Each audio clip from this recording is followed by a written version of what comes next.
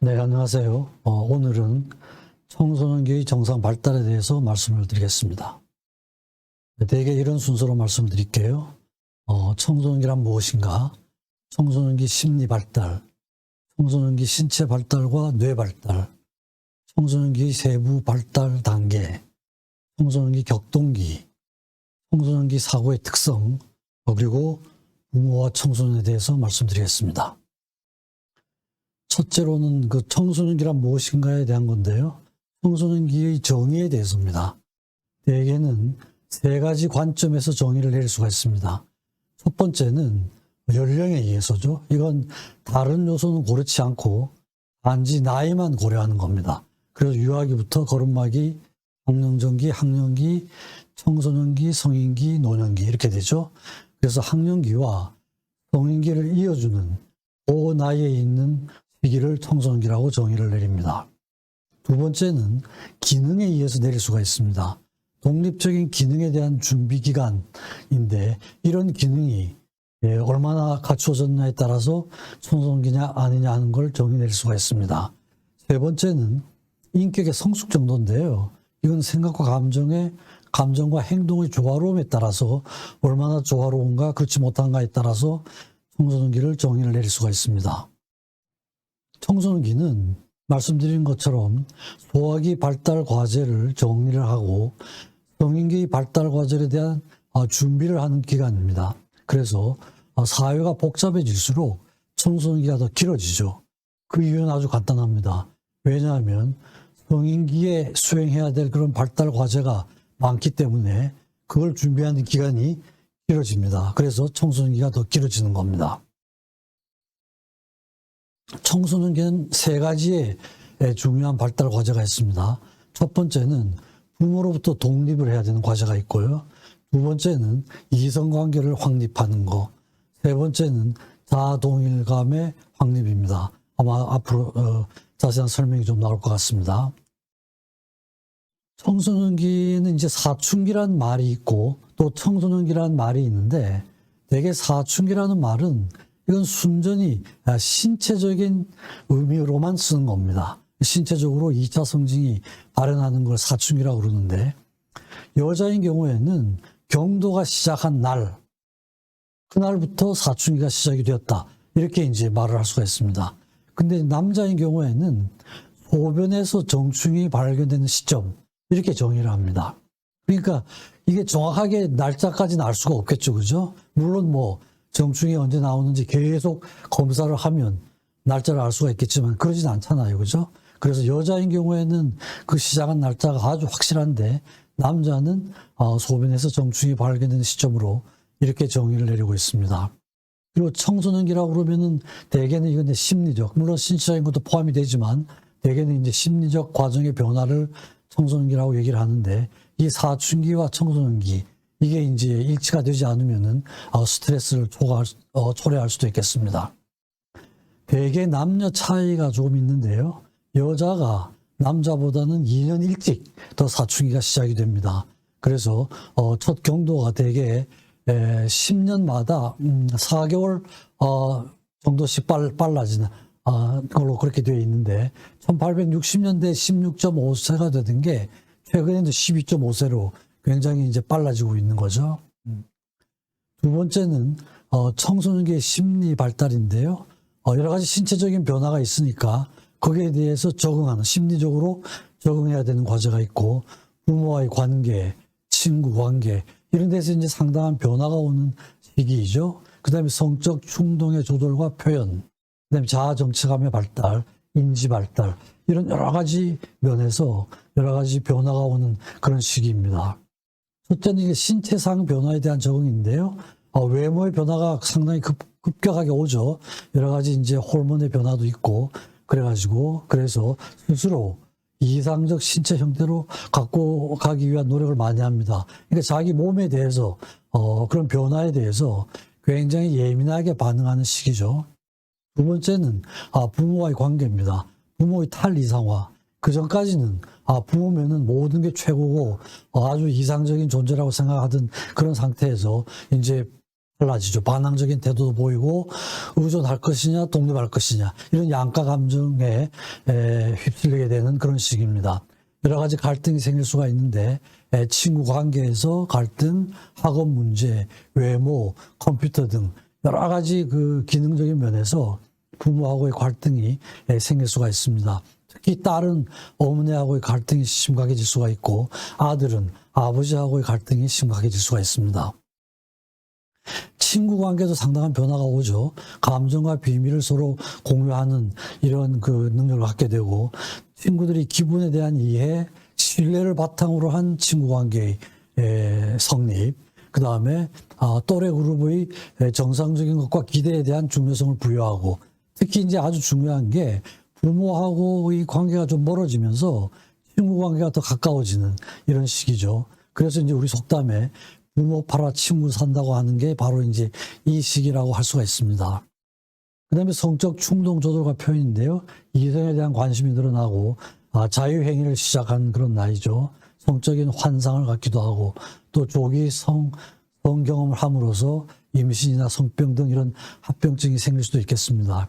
이 자유행위에 대한 그 청소년들의 태도가 또 상당히 많이 다를 수가 있죠. 심하게 죄책감을 갖는 경우 이런 경우도 또 문제가 될 수가 있겠습니다. 그다음에 다섯 번째는 자아 정체감의 발달입니다. 그 내용은 자기 누군가 이런 거죠, 그죠? 거기에 대한 여러 가지 갈등과 고민을 하는 시기고 무엇을 할 것인가, 앞으로 직업은 어떤 걸 택할 것인가, 친구는 어떻게 택할 것이냐, 이성관계의 대상은 종교관은 뭐냐, 부모하고의 관계를 어떻게 재정립할 것인가, 또는 이제 사회적인 관심이 늘어나면서 정치에 대한 관심도 늘어나는 이런 시기죠. 그래서 이런 이슈와 관련된 자신을 확립하는 게 자아 정체감의 발달이라고 할 수가 있습니다. 그래서 이런 자아 정체감의 발달 상태는 그 성취하는 과정에 따라서 몇 가지 타입으로 나누는데요. 첫째는 정체감 성취입니다. 이건 이제 지금 말씀드린 그런 주제들에 대해서 성공적으로 위기를 극복하고 그런 이념 체계를 확립해가지고 앞으로 성인으로 나가는 준비 단계를 아주 건강하게 하는 이런 상태가 정체감 성취라고 이렇게 얘기합니다. 두 번째는 정체감 조기 폐쇄입니다. 조기 폐쇄인데 말 그대로 조기 폐쇄예요. 이건 이제 자신은 어떤 고민도 전혀 없이 부모나 또는 주변의 사회에서 어떤 얘기를 하면은 그 가치관을 그대로 아무런 고민 없이 받아들이는 거예요.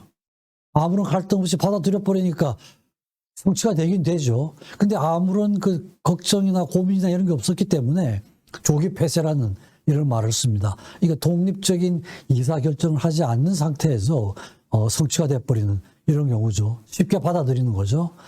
세 번째는 정체감 유예라는 예를 씁니다. 이건 이제 끊임없이 고민을 하는 거예요. 계속 생각을 했다가 또 고민하고 여러 가지 주제에 대해서 자기는 누구냐, 친구는 어떻게 할 것이냐, 정치적인 건 어떻게 할 것이냐, 직업은 어떻게 할 것이냐, 그러면서 그런 걸 성취하려고 노력을 하는데 결론에 도달하지 못하고 계속 함으로써 그 시기가 굉장히 늦어지는 거죠. 그래서 정체감 유예, 아이덴티티 모라토리움이라는 말을 씁니다. 마지막으로는 정체감 혼란인데요. 이건 여러 가지 특별한 고민도 하지 않고 성취하려는 노력도 하지 않고 그냥 혼란된 상태에 있는 이것이냐 저것이냐 하는 거에 대한 그래서 결정도 못하고 그래서 이게 이제 심해지면 이건 장애로 이어질 수도 있습니다. 이런 경우를 정체감 혼란이라는 이런 말을 씁니다. 그래서 청소년들이 자기의 정체감을 성취해 나가는 과정에서 몇 가지 이런 유형이 있을 수가 있는데 어떤 상태에 있는지는 잘 평가를 해봐야죠. 그 다음에 여섯 번째는 인지 발달입니다. 인지 발달에 이제 급격한 변화가 오죠. 형식적 조작기라는 이런 말을 쓰는데 이전까지는 구체적 조작기였어요. 그래서 모든 게 눈앞에서 보이는 그에 대해서만 어떤 논리적인 사고를 하고 결론을 낼 수가 있었는데 이 시기가 되면은 어떤 가설적으로 가정을 세워서 그 과정을 증명하는 이런 말하자면 연구라는 과정이 필요한 이런 시기가 되죠. 그래서 과거와 미래에 대한 이해도 하고 가능성에 대한 걸 상상하고 과거와 현재를 바탕으로 해서 미래에 어떻게 할 것인가 이런 계획을 세울 수 있는 그러니까 인지 발달에 있어서는 굉장히 급격한 발달이 일어나는 이런 시기입니다. 죽음의 비가역성에 대한 인지도 일어나죠. 도덕성의 발달, 이런 이제 아주 고기능의 인지 기능이 발달되는 그런 시기입니다. 다음은 신체 발달과 뇌 발달입니다. 이 둘 다 밀접한 관계가 있죠. 신체 발달은 신장과 체중에 급격한 증가가 있죠. 그렇게 해서 남자는 이제 뭐 남성 호르몬으로 인해서 근육이 발달하거나 어깨가 넓어지거나 이런 게 있고, 여자인 경우에는 골반이 발달하고 피하 지방이 축적이 되죠.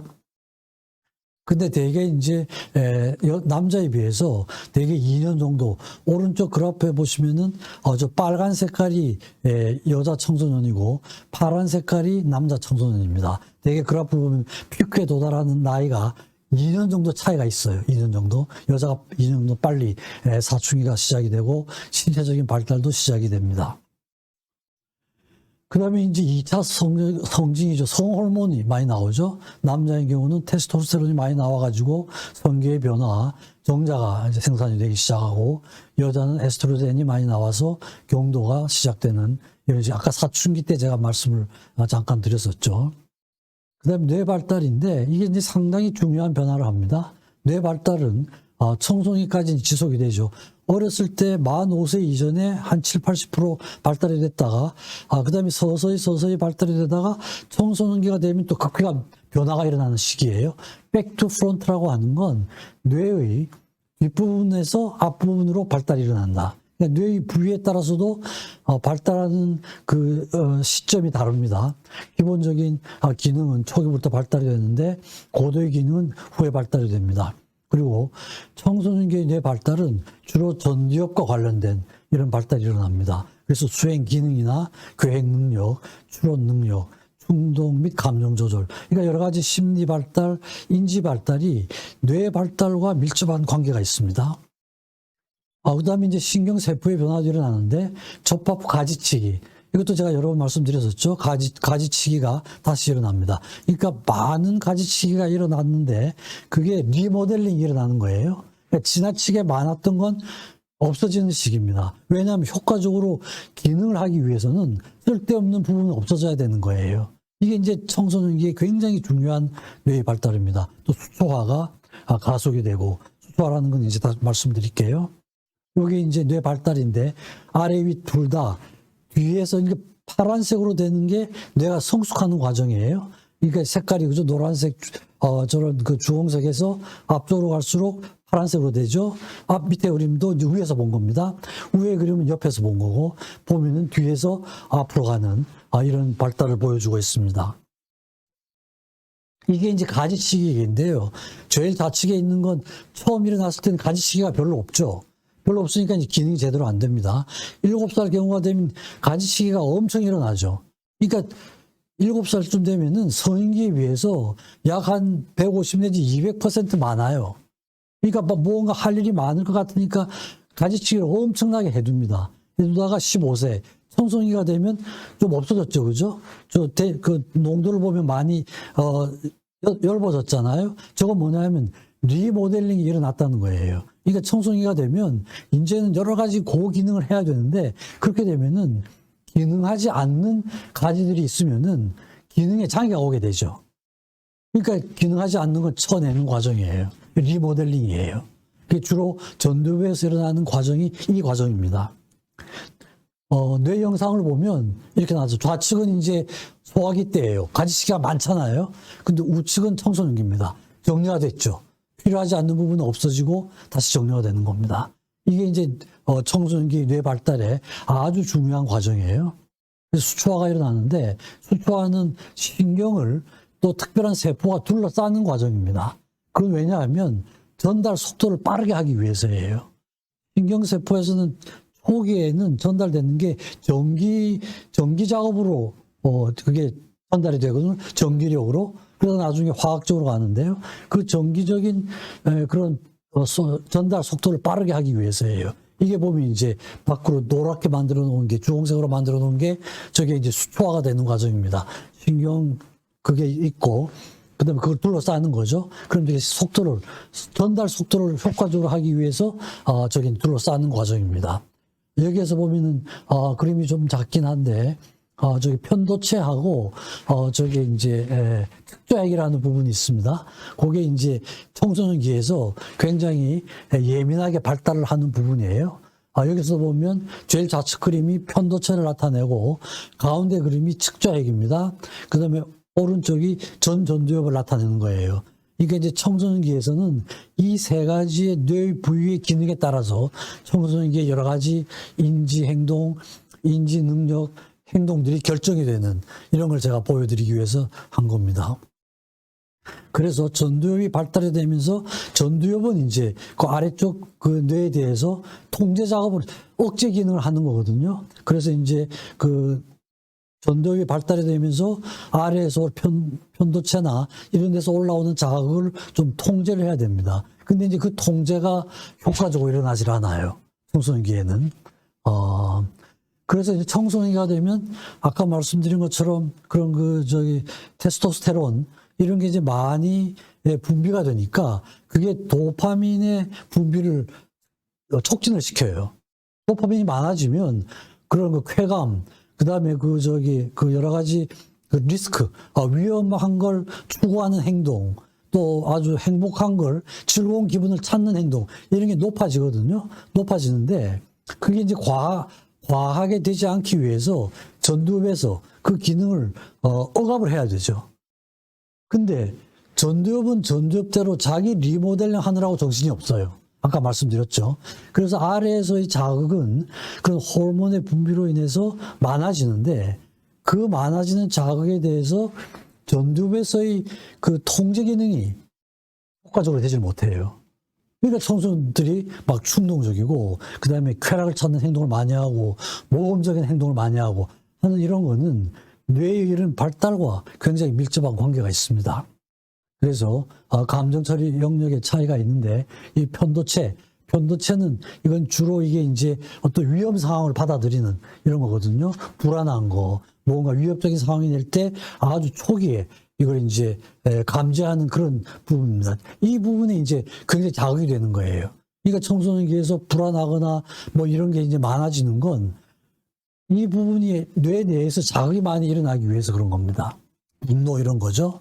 그 다음에 측좌액이라고 하는 건 이게 쾌감센터입니다. 아까 제가 잠깐 말씀드렸었죠. 그래서 쾌감센터는 원팅 시스템, 원하는 시스템이죠. 그 다음에 하나는 라이킹 시스템, 좋아하는 시스템입니다. 그래서 이 두 가지가 있는데 하나는 원팅 시스템은 그 도파민계가 작용을 하고요. 좋아하는 시스템은 오피오이드, 아펜이죠. 그죠? 우리 몸 안에 존재하는 오피오이드 시스템이 있습니다. 밖에서 들어오는 게 아니고. 그래서 이 오피오이드계가 작용을 합니다. 그래서 배가 고플 때 활성화가 되는 건 이 원팅 시스템이 활성화가 되고 뭐 기호품을 산다거나 충동 구매, 자기가 좋아하는 걸 하는 행동, 이건 이제 오피오이드계가 작동을 하는 거예요. 그래서 이제 이 쾌감센터가 효과적으로 작용을 하려고 그러면은 이 원팅 시스템과 라이킹 시스템이 얼마나 서로 조화로운에 따라서 얼마나 건강하게 작용하느냐 안 하느냐 결정이 되는 거죠. 그래서 그런 그 재미있는 자극 활동을 하는 건 지금 말씀드린 그 측좌액의 활성화인데 그게 이제 선두체의 활성화와 도파민의 분비에 의해서 결정이 됩니다. 근데 인지적인 면까지 포함이 되려고 그러면은 전두엽의 활성화가 필수적이거든요. 재미가 아래쪽에서 활성화가 되지만 그게 인지적인 면과 관련이 되려고 그러면은 전두엽의 활성화가 필수적인데 아까 말씀드린 것처럼 전두엽은 아직 작동을 제대로 하질 않아요.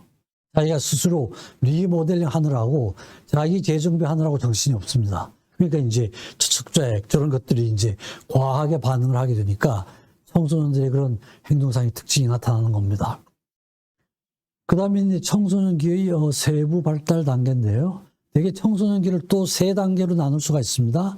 하나는 조기 청소년기, 대개 중학생 시절이겠죠. 그 다음에 중기 청소년기는 15에서 17세, 고등학교 1, 2학년, 3학년 초까지.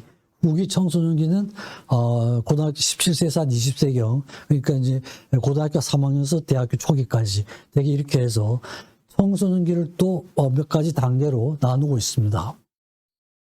첫 번째 이제 조기 청소년기인데요. 되게 나이는 12세에서 15세기고 이때는 인지적인 기능이 아직도 구체적 조작기라고 부릅니다. 아까 제가 말씀드린 추상적 그런 조작기는 요 후 단계예요. 그러니까 아직도 이 시기는 앞으로 자기의 눈앞에 어떤 현상이 일어나야지만 논리적인 체계를 세우고 결정을 내릴 수 있는 이런 상태입니다. 생각보다는 감정이 행동을 결정하는 이런 단계이고요. 또 부모하고의 관계에서는 서서히 독립을 하고 반항적인 행동이 많아지는 이런 시기입니다. 그러면서 자기의 어떤 자아 정체감을 획득하려고 성취하려고 하는 이런 시기라고 할 수가 있겠죠. 친구들하고의 관계는 아주 중요해지는, 그러니까 부모 팔아 친구 산다고 하는 이게 이제 이 시기의 특징이라고 할 수가 있습니다. 사춘기 과정의 내분비적 생물학적인 과정이죠. 테스토스테론이 많이 나오고 이러면서 성적 충동이 아주 증가가 되면서 청소년기의 불안이 자극되는, 아까 말씀드렸죠. 그 편도체가 이제 호르몬에 의해서 자극이 되고 거기에서 이제 도파민 시스템이 많이 나오니까 불안 뭐 이런 게 나타날 수도 있습니다. 그래서 그런 자신이 성적인 충동에 대해서 청소년들이 반응하는 방법은 정반대 방향으로 적응을 할 수가 있으면 오히려 그런 충동을 뭐 지식화, 책을 열심히 본다거나 이상주의, 금욕주의, 꼭 누르는 거죠, 지나치게. 또는 종교에 관심이 많아진다든지 이런 식으로 적응하는 패턴이 있고, 또 다른 하나는 그런 충동을 그대로 액팅아웃 하는 거죠. 성적인 비행을 저지른다거나 성생활이 문란해진다거나 쾌락주의를 추구한다거나 이렇게 해서 이제 양극단적인 이런 적응 상태를 보일 수가 있으니까 어떤 상태에 있는지 아는 걸 잘 좀 평가를 해봐야 될 것 같아요.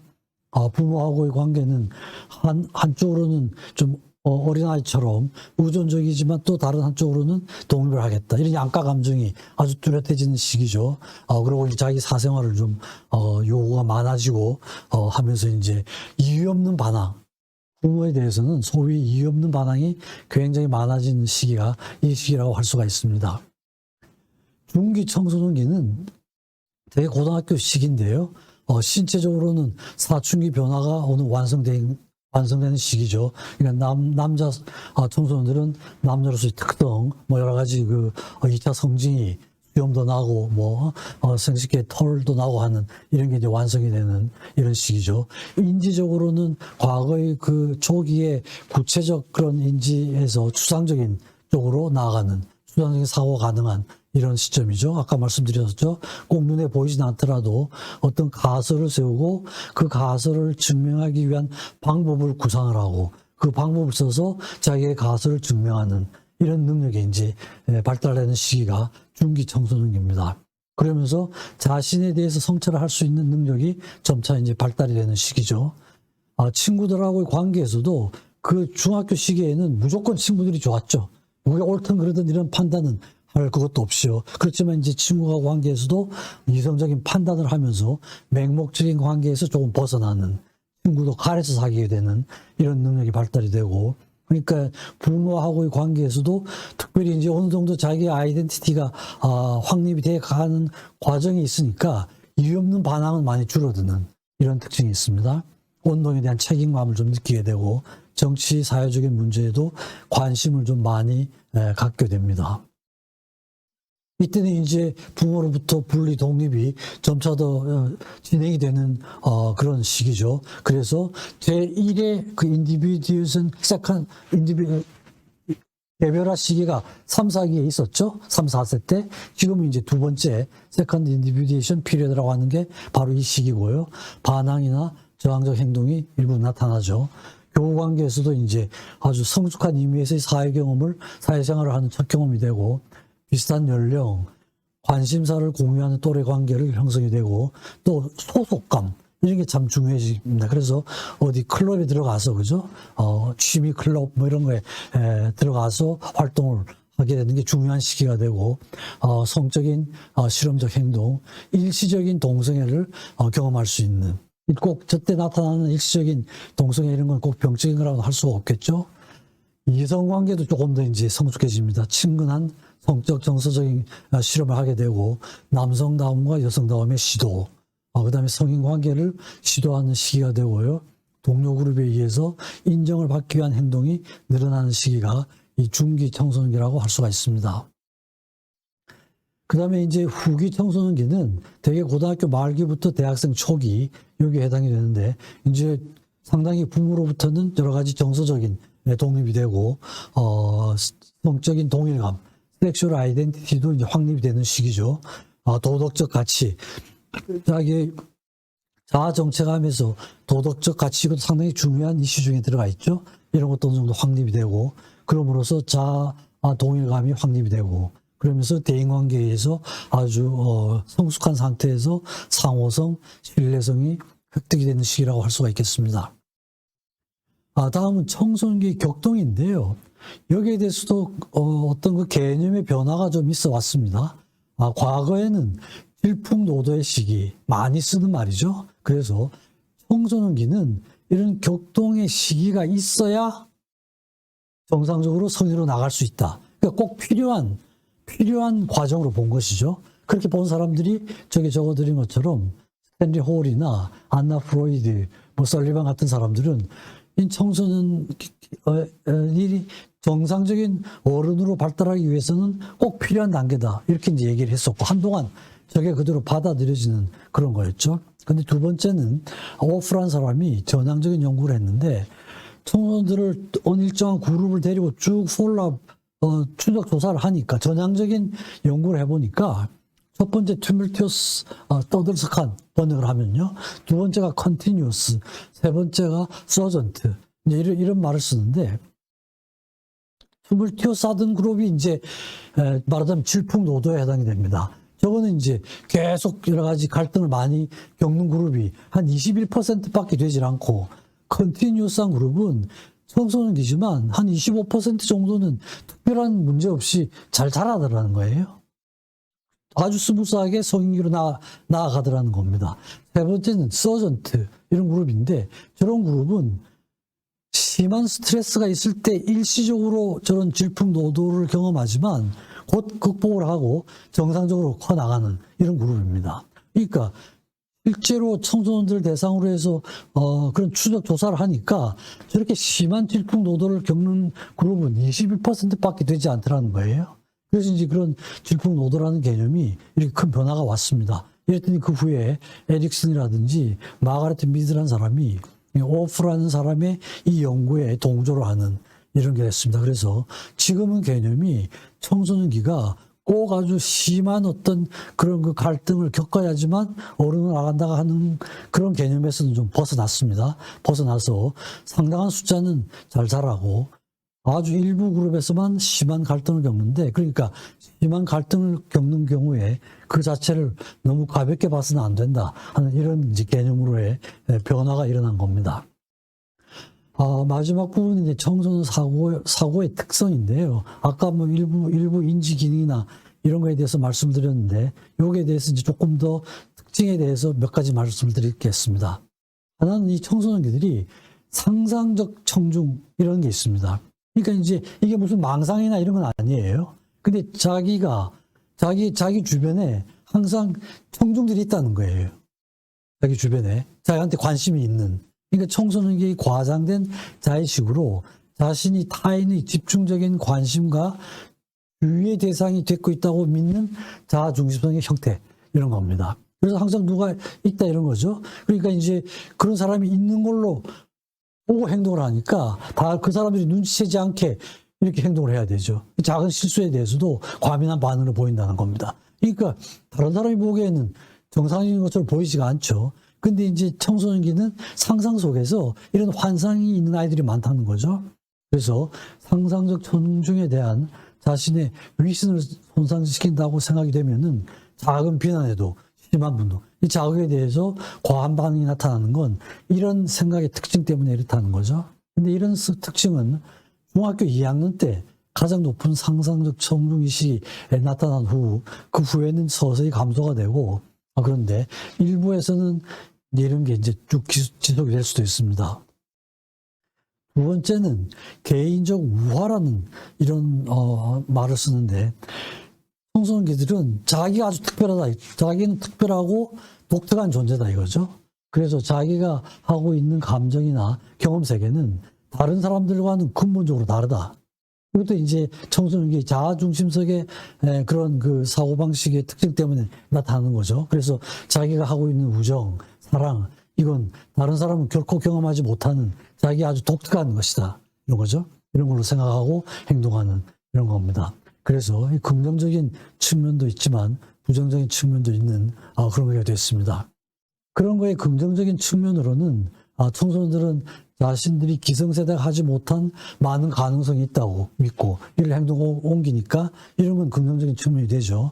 그렇지만 부정적인 측면은 이게 이제 그런 형태가 음주운전이나 폭력, 마약 이런 걸로 나타나기도 하고 또 자기는 아주 특별한 존재이기 때문에 자기의 그런 행동이 가져다 줄 부정적인 결과는 자신이 아닌 타인에게 해당하는 몫이라고 생각하는 이 양쪽 측면이 다 있으니까 이런 상태를 잘 고려를 해서 되어야 될 것 같습니다. 그리고 또 이제 그 논쟁을 즐기는 자기 중심적인 이런 생각이 많죠. 그러니까 이제 자기하고 다른 의견을 하면은 거기에 대해서 굉장히 과민하게 반응을 하고 논쟁을 하는 이것도 긍정적인 측면도 있고 부정적인 측면도 있죠. 자기 고집을 지나치게 하게 되면은 소셜한 기능에 사회적 기능에 큰 장애적인 요소가 될 수도 있겠죠. 그다음에 이제 우유부단함, 이건 아까 제가 말씀드린 정체감을 확립해 나가는 과정에서 그게 확실하게 되지 않을 때는 결정을 못 하는 거죠. 그죠? 또 여러 가지 인지 기능이 복잡하게 발달이 되니까 가능성에 대해서 또 여러 가지를 생각하게 되니까 결정을 하지 못하고 우유부단한 행동을 나타내는 이런 특징들이 있을 수가 있겠습니다. 마지막 부분에서는 이런 청소년들이 가진 부모님들이 청소년들에 대해서 어떻게 대하시는 게 좋을까 하는 것에 대해서 간단하게 말씀을 드리겠습니다. 우선은 이제 청소년에 대한 관심을 좀 가지셔야 되겠죠. 뭐 어느 나이나 마찬가지지만 특히 청소년기 때는 관심을 좀 많이 보여주시는 게 좋을 것 같아요. 그래서 그런 청소년들이 갖는 관심사가 어떤 건지 꼭 학교 성적이나 뭐 이런 거 외에도 그런 변화에 대해서 지금 어떤 신체적인 변화, 상당히 급격하게 변화가 일어나는 시기잖아요. 고민이 뭔지 이런 거에 대해서 또 아이들이 관심이 있는 연예인은 누군가, 가수는 누군가, 친구는 어떤 친구들을 사귀고 있는지, 또 여가 시간에는 뭘 하고 있는지 만족하고 꼭 어떤 간섭을 하는 게 아니라 관심을 보여주고 또 시간이 있을 때 흔히 시간을 누구하고 보내는지 이런 겁니다. 그리고 이제 독립성을 인정을 해줘야 되겠죠. 어른, 청소년기의 특징이죠. 그죠? 특징이니까 이제 더 이상 품 안에 있는 자식이 아니다. 이런 걸 인정을 하셔야 되고, 아이도 인격을 가진 존재고, 부모가 존중을 해줘야 청소년 스스로도 이들에 대한 존중감, 자존심, 이렇게 생길 수가 있잖아요. 그죠? 나에 맞는 자율성도 좀 부여를 해야 되고, 간섭 이런 걸 좀 줄여야 될 것 같죠? 어느 일정한 한계 내에서 선택할 수 있는 자유를 주는 게 좋을 것 같아요. 그 다음에 적절한 한계에 대한 건데, 그렇죠. 규칙, 뭐 이런 게 있잖아요. 그죠? 그러니까 아이들은 항상 위험성 있는 행동을 하는 이런 그게 많으니까, 거기에 대해서 이제 규칙, 그 다음에 한계를 적절하게 해줘야 되는 게 필요한 것 같습니다. 아까 말씀드린 것처럼 뇌 자체가 그런 통제 능력이 없잖아요. 그죠? 전두엽의 발달이 느리고 밑에서 오는 자극은 많아지고, 그러니까 이 기능을 뇌가 스스로 해야 될 기능을 부모가 어느 정도는 해줘야 되는 이런 시기라고 할 수가 있습니다. 청소년들하고 친해져야 되지만 부모로서의 권위는 좀 유지를 해야 되죠. 그러니까 권위주의는 안 되지만 권위는 가져야 될 수 있는 거죠. 그죠? 부모 역할에 대한 이해를 해야 되고, 또 부모가 변하지 않으면 아이한테 스포링을 받을 수도 있고요. 그래서 사춘기는 양육자, 멘토, 동반자의 역할을 균등하게 가져야 되는 그런 건데요. 대개 부모의 형태를 두 가지로 생각한다 그러면은 하나는 카운셀러형이고 코치형입니다. 카운셀러형은 이제 가능하면 들어만 주는 거죠. 구체적인 뭐 지시는 하지 않고 이런 것이지만 코치형인 경우는 뭐 문제를 들어주기도 하고 문제 해결을 과정을 공유하는 이런 건데 청소년기에 있는 경우에는 카운셀러형보다는 코치형이 더 적절하지가 않을까 이런 얘기를 할 수가 있습니다. 다음은 감정 수용, 행동 제한에 대한 얘기입니다. 청소년들이 화, 우울, 불안, 걱정 등 감정을 표현하는 건 좋습니다. 부정적인 감정도 일반적인 거죠. 말로 표현하도록 하고 청소년들이 느낀 것을 인정하는 태도, 그리고 행동에는 제한이 있음을 알려야 되고요. 감정을 행동이 아니고 다른 방법으로 표현하는 방법을 가르쳐 주는 게 중요할 것 같습니다. 그리고 주의와 칭찬은 항상 이게 조를 이루어야 되죠. 그래야 칭찬도 효과가 있고 주의, 벌도 효과를 가질 수가 있습니다. 그리고 말을 조심을 하셔야죠. 말로 인해서 아이나 청소년들에게 상처를 주는 일, 이런 건 상당히 주의를 하셔야 될 것 같습니다. 여섯 번째는 잘 듣고 공감하는 태도를 가지시는 게 중요할 것 같습니다. 말을 하면 일단 잘 들어주고 청소년이 느낀 감정이나 경험을 그대로 인정해 주시는 태도가 중요하고요. 아이들은 자기를 인정해 주는 사람의 말에는 귀를 기울일 수가 있죠. 그 다음에 청소년들의 사생활을 인정해 주는, 이런 게 중요할 것 같습니다. 그 다음에 이제 심각한 증상에 대해서는 관심을 보여주셔야 되겠죠. 우울증이 좀 심하다거나 학습장애, ADHD가 있는 경우, 사살, 사고, 시도, 약물 남용, 인터넷 중독 증상, 심한 기분 변화, 요거 이제 제가 다음 시간에 말씀드릴 내용들인데요. 이런 심각한 증상에 대해서는 주의를, 관심을 많이 기울이셔야 되겠죠. 그 다음에 마지막으로는 부모 자신에 대한 성찰도 상당히 중요합니다. 부모님들이 청소년들에 대해서 정말 효과적으로 성숙하게 반응을 하시려고 그러면은 부모 자신들이 자신의 청소년 시절에 부모님들하고 어떤 관계에 있었느냐, 이게 이제 반영되는 경우가 많거든요. 그래서 부모 자신이 청소년 시절에 부모님들하고 어떤 관계에 있었는지, 여기에 대한 반성과 성찰을 하시는 게 중요할 것 같아요. 그리고 부모 자신이 정신건강 상태에서 어떤 상태에 있는지, 혹시 어떤 질환이 있지 않으신가, 이런 게 아이들한테, 청소년들에 미치는 영향에 대해서도 생각을 좀 하셔야 되고요. 또 부모 자신이 스트레스가 있으면은 그 스트레스 관리를 어떻게 하고 계신지, 그 다음에 청소년들에 대해서 너무 지나친 욕심을 가지고 있지는 않은지, 또는 경우에 따라서는 부모 자신이 자신의 과거의 문제가 잘 해결이 안 돼 있으면은 자신들이 자기 자녀들에 대해서 의존적일 수가 있거든요. 이런 여러 가지 주제에 대해서는 부모 자신들이 자신의 문제에 대해서 깊이 성찰하는 자세를 가지시는 게 상당히 중요할 것 같습니다.